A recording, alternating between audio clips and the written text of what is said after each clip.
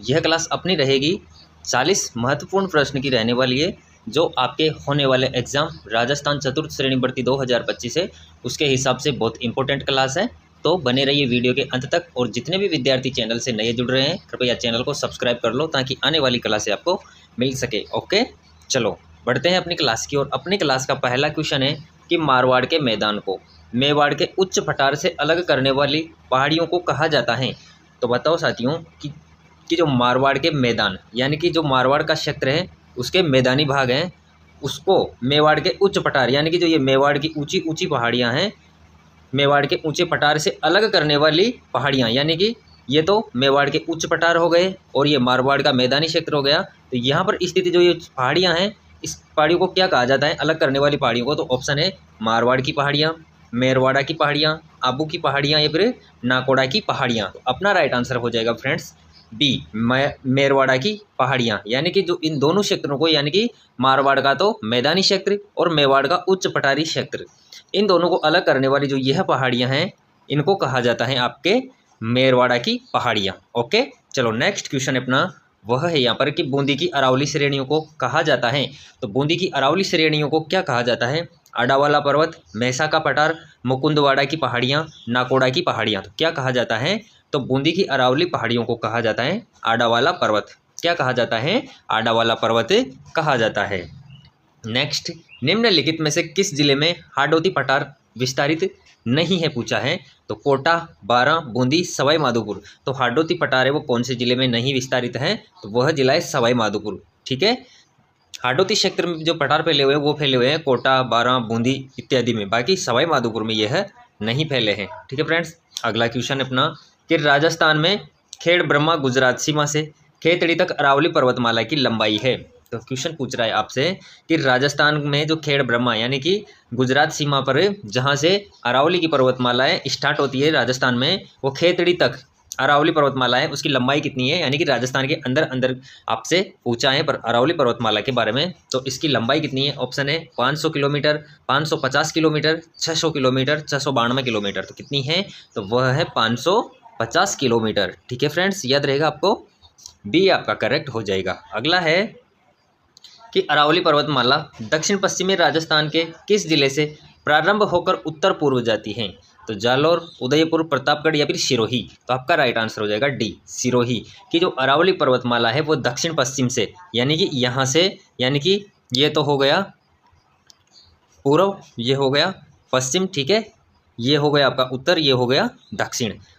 तो यहाँ से स्टार्ट होके यानी कि दक्षिण पश्चिम, यानी कि इस जगह से प्रारंभ होकर जो अरावली पर्वत श्रेणियाँ हैं वह किधर? उत्तर पूर्व की, जो यह उत्तर पूर्व का क्षेत्र है इस ओर बढ़ती हैं। ठीक है, तो उत्तर पूर्व को जाती हैं। तो अपना राइट आंसर क्या हो जाएगा? सिरोही। ठीक है फ्रेंड्स, चलो नेक्स्ट क्वेश्चन पर आ जाते हैं अपन। नेक्स्ट क्वेश्चन है कि उपरमाल नामक पठारी प्रदेश निम्नलिखित में से जो जिला शामिल नहीं है वह है। तो उपरमाल नामक जो पठारी प्रदेश है उसमें कौन सा जिला शामिल नहीं है? तो भीलवाड़ा, कोटा, चित्तौड़गढ़, अजमेर, पाली। तो अपना राइट आंसर हो जाएगा अजमेर और पाली उपरमाल नामक पठारी क्षेत्र में विस्तृत नहीं है। अगला क्वेश्चन है कि निम्नलिखित में से कौन सी पर्वत चोटी उत्तरी अरावली में अवस्थित नहीं है?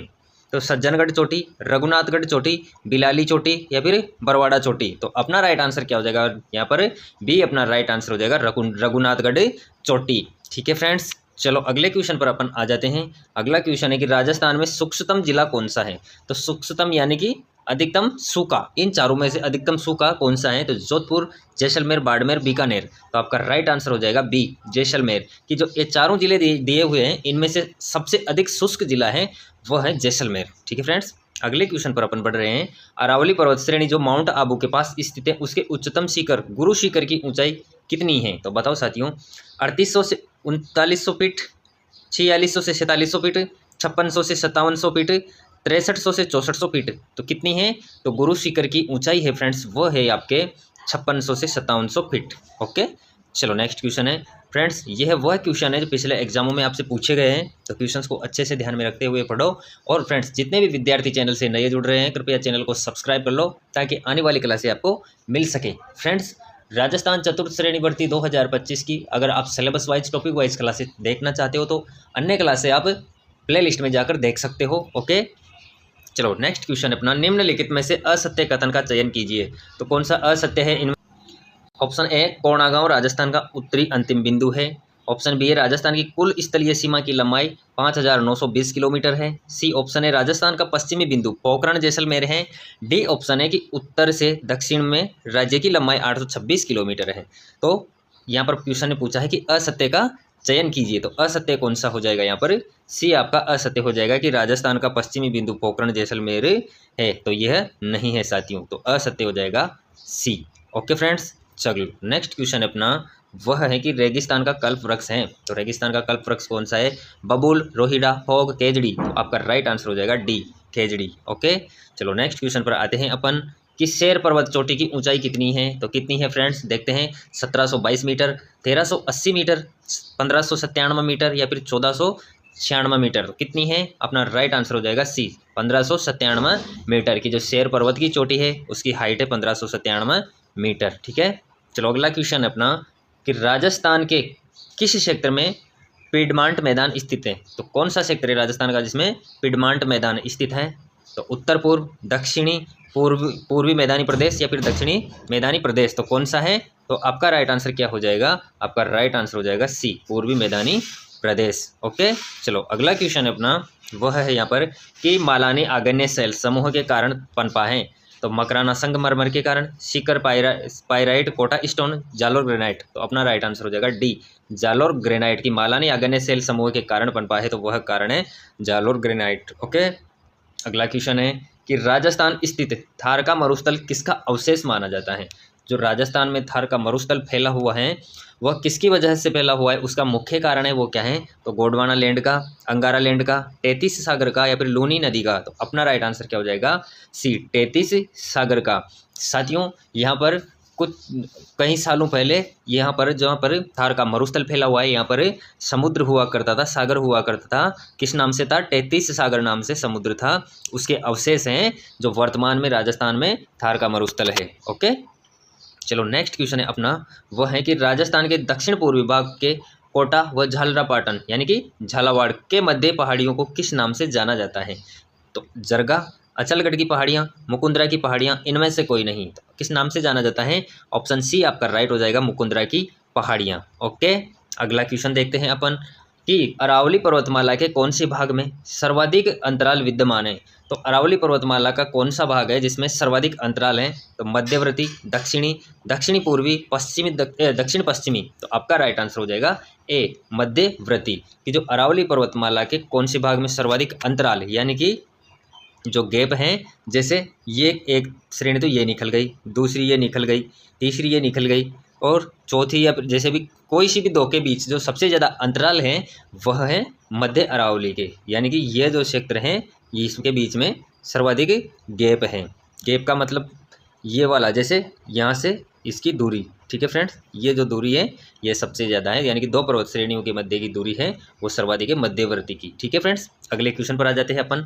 अगला है कि राज्य का सबसे ऊंचा पठार जो गुरु शिखर चोटी के नीचे स्थित है, तो कौन सा पठार है? गिरवा पर्वत, त्रिकूट पर्वत, उड़िया का पठार, बोराट का पठार। तो अपना राइट आंसर हो जाएगा सी, उड़िया का पठार की जो राज्य का सबसे ऊंचा पठार है गुरु शिखर, उसकी चोटी के नीचे स्थित जो पठार है वह पठार है उड़िया का पठार। याद रहेगा फ्रेंड्स।